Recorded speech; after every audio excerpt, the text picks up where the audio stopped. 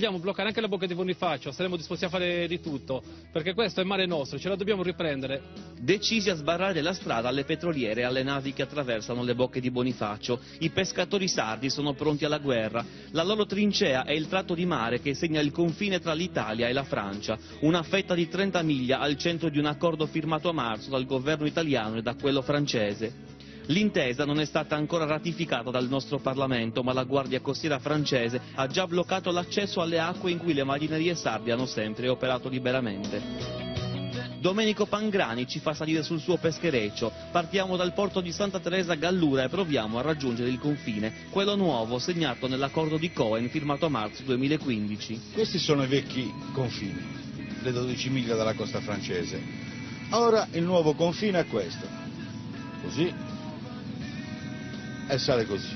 E qua non si può lavorare perché diventa tutto francese, tutte acque internazionali che non sono italiane, non sono francesi, sono di tutti. Hanno venduto le acque come Totto e Peppino vendevano a Fontana di Trevi agli americani.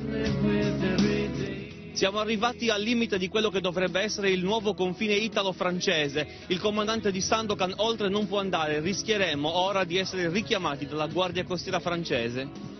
Pietro, qualche giorno fa a largo di questa costa voi vi siete trovati un po' in difficoltà, che è successo? Durante la nostra giornata di pesca siamo arrivati ad un punto dove di solito non c'è nessun problema, mentre invece tutto un colpo siamo stati chiamati via radio e invitati a tornare indietro. A dir loro era ormai il nuovo confine. Il caso è un po' politico e un po' diplomatico. La Farnesina dice che per i pescatori non cambierà nulla, ma per i paesi del nord Sardegna questa è una questione di sopravvivenza, anche perché il tratto di mare destinato alla Francia è considerato tra i più pescosi, ricco soprattutto di gamberi e scampi. Io svendo tutto. Per questo paese è assolutamente una questione economica, visto che dalla pesca ci campano circa 30 famiglie.